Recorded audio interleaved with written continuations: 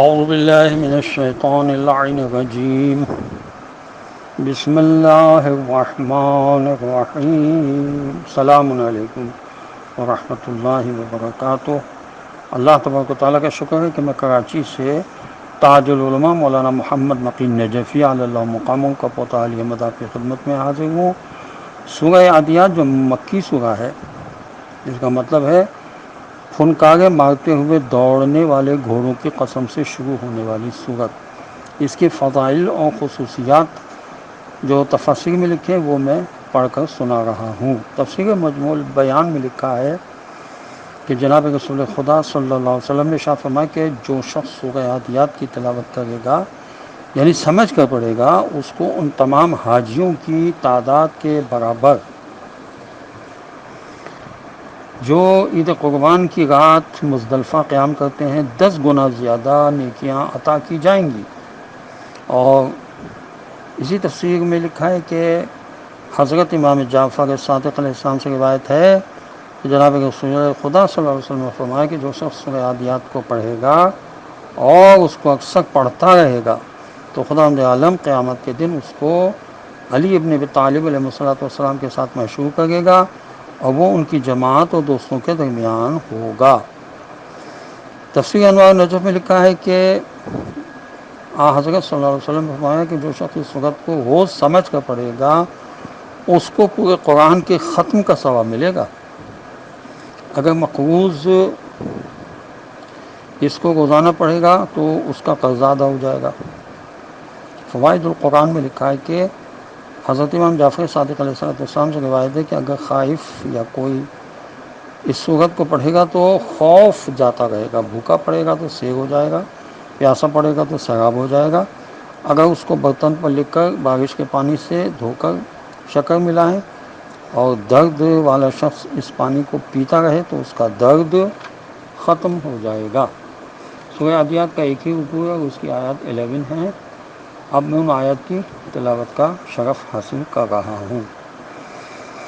اعوذ باللہ من الشیطان اللعین الرجیم بسم اللہ الرحمن الرحیم۔ شروع کرتا ہوں اللہ کے نام کی مدد مانگتے ہوئے جو سب کو فیض و فائدے پہنچانے والا، بے حد مسلسل رحم کرنے والا ہے۔ آیت نمبر 1 والعادیات ضبحا، ترجمہ قسم ہے پھنکارے مارتے ہوئے سرپٹ دوڑنے والے گھوڑوں کی۔ آیت نمبر 2 فالموریات قدحا، ترجمہ جو ٹاپے مار مار کر پتھروں سے چنگاریاں نکالتے ہیں۔ آیت نمبر 3 والمغیرات صبحا، ترجمہ پھر صبح سویرے حق کے دشمنوں پر چھاپے مارتے ہیں۔ آیت نمبر 4 فاصرنا بہ نقعا، ترجمہ پھر اسی حالت میں گرد و غبار اڑاتے ہیں۔ آیت نمبر 5 فوسطنا بہ جمعا، اور پھر حق کے دشمنوں یا ظالموں کے مجمع کے اندر جا گھستے ہیں۔ تفسیر صافی میں اور بحوالہ تفسیر قم میں لکھا ہے کہ اللہ نے نمازیوں کے ان گھوڑوں کی قسم کھائی ہے جو دوڑتے ہیں اور تیز دوڑتے ہیں، ان کی سانس سے آواز نکلتی ہے۔ اس آیت کی شان نزول کے سلسلے میں حدیث میں آیا ہے کہ جنگ ذات السلاسل کے بعد ہجرت کے 8ویں سال جناب رسول خدا صلی اللہ علیہ وسلم کو خبر ملی کہ 12,000 کفار یابس کی زمین پر جمع ہیں اور آپس میں عہد کر چکے ہیں کہ ہم رسول خدا صلی اللہ علیہ وسلم اور علی علیہ السلام کو قتل کیے بغیر نہیں چھوڑیں گے اور اس طرح مسلمانوں کو منتشر کر دیں گے۔ حضور اکرم صلی اللہ علیہ وسلم نے صحابہ کی ایک بڑی جماعت کو بھیجا، مگر وہ لوگ بولنے میں اتنے تیز تھے کہ بات چیت بے نتیجہ ثابت ہوئی۔ آخر کار آپ صلی اللہ علیہ وسلم نے حضرت علی علیہ السلام کو فوج کے ساتھ جنگ کرنے کے لیے بھیجا۔ حضرت علی علیہ السلام رات بھر سفر کرتے گئے اور بالکل صبح سویرے ان کو گھیر لیا۔ پہلے ان کے سامنے اسلام کی تعلیمات کو پیش کیا مگر انہوں نے ایک نہ سنی۔ پھر ابھی صبح پوری چمکی بھی نہ تھی کہ آپ صلی اللہ علیہ وسلم نے ان پر حملہ کر دیا، کچھ کو قتل کیا اور کچھ کو قید کیا۔ اس موقع پر یہ سورت اتری۔ ابھی حضرت علیہ السلام لوٹ کر بھی نہ آئے تھے کہ جناب رسول خدا صلی اللہ علیہ وسلم نے اپنی صبح کی نماز میں یہی سورت تلاوت فرمائی۔ بعد میں اصحاب کرام نے حضور اکرم صلی اللہ علیہ وسلم سے عرض کی کہ یہ سورہ تو ہم نے کبھی نہیں سنی تھی. آپ صلی اللہ علیہ وسلم نے فرمایا ہاں علی دشمنوں پر فتح یاب ہو گئے ہیں، اور جبریل علیہ السلام نے مجھے بشارت دی کہ بشارت دے کر یہ سورت سنائی. اور کچھ دیر بعد حضرت علیہ السلام قیدیوں اور مال غنیمت کے ساتھ مدینے پہنچ گئے. یہ بحار الانوار کی جلد 21 میں لکھا ہے، اور تفسیر مجموع البیان کی جلد نمبر 10 میں لکھا ہے. لیکن بعض دوسرے مفسرین نے لکھا کہ واقعہ شان نزول نہیں ہے، بلکہ اس صورت کے واضح مصادیق میں سے ایک ہے. یہ تفسیر نمونہ میں لکھا ہے. بعض اس سلسلے میں دوسری تفاسیر بھی موجود ہیں. اور آیت نمبر 5 میں جو استعمال ہوا لفظ فوسطن بہ جمعا، یعنی پھر وہ یکائک دشمن کے درمیان گھس جاتے ہیں، یعنی دشمن کو گھیر لیتے ہیں. مگر یہ معنی اس وقت صحیح ہو سکتے ہیں جبکہ فوسطنا کے لفظ کے سین کو تشدید کے ساتھ پڑھا جائے، فوسطنا، جبکہ اس لفظ کے سین پر تشدید نہیں ہے. اسی آیت میں حاجیوں کا مشرق سے قلب منا میں داخل ہونا مراد ہے. آیت نمبر 6 ان الانسان لربہ لکنود، ترجمہ حقیقت ہے کہ انسان اپنے پالنے والے مالک کا بڑا ناشکرا ہے. آیت نمبر 7 وَإِنَّهُ عَلَىٰ ذَلِكَ لَشَهِيدٌ، ترجمہ واقعاً وہ خود اس بات پر گواہ ہے.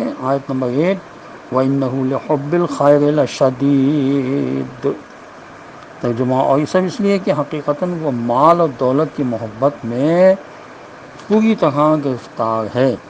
آیت نمبر 9 افلا یعلم اذا بعثر ما فی القبور، ترجمہ تو کیا وہ اس وقت کو نہیں جانتا کہ جب قبروں میں جو کچھ بھی دفن ہے اسے نکال لیا جائے گا. یہاں کچھ الفاظ استعمال ہوئے ہیں، جیسے لفظ کنود، لکنود استعمال ہوا، تو جناب رسول خدا صلی اللہ علیہ وسلم نے اپنے اصحاب کرام سے فرمایا کنود اس شخص کو کہتے ہیں جو اکیلے ہی اکیلے کھاتا ہے اور دوسروں کو کچھ نہیں دیتا اور اپنے ماتحت غلاموں کو مارتا پیٹتا ہے. یہ تفسیر مجموع البیان میں لکھا ہے. اور یہ بھی لکھا ہے کہ کنود اس شخص کو بھی کہتے ہیں جو مشکلات میں اپنے دوستوں اور عزیزوں کی مدد نہیں کرتا. کنود کے بارے میں یہ بھی لکھا ہے کہ اس کو کہتے ہیں جو نیکیاں بغیر نام کرتا ہے، اور اس کو بھی کنود کہتے ہیں کہ جب اس سے کوئی نعمت ملتی ہے تو کسی کو نہیں دیتا، اور جب کسی مشکل میں پھنستا ہے تو بے حد بے صبری دکھاتا ہے، خوشامدیں کرتا پھرتا ہے لوگوں کی. کنود کے بارے میں لکھا ہے کہ یہ وہ شخص ہے جو اللہ کی نعمتوں کو گناہوں پر خرچ کرے. اور یہ بھی لکھا ہے کہ کنود وہ شخص ہے جو اللہ کی نعمتوں کا انکار کرے. وہ کنود کے حاصل معنی ناشکری و کنجوسی ہے. یہ مفردات امام راغب میں لکھا ہے. آیت نمبر 9 پھر پڑھ رہا ہوں کہ افلا یعلم اذا بعثر ما فی القبور، ترجمہ تو کیا وہ اس وقت کو نہیں جانتا کہ جب قبروں میں جو کچھ بھی دفن ہے اسے نکال لیا جائے گا. آیت نمبر 10 وحصل ما فی الصدور، ترجمہ اس سینوں میں جو کچھ چھپا ہوا ہے اسے حاصل کر لیا جائے گا. آیت نمبر 11 ان ربہم بہم یومئذ لخبیر، ترجمہ یہ ہے کہ حقیقت یہ ہے کہ اس دن ان کا پالنے والا مالک ان سے خوب اچھی طرح باخبر ہوگا، یعنی اس کو خوب اچھی طرح معلوم ہوگا کہ کون کیا ہے اور کتنی جزا یا معافی کا مستحق ہے. ہر انسان کے اندر دونوں صلاحیتیں اور رجحانات ہوتے ہیں.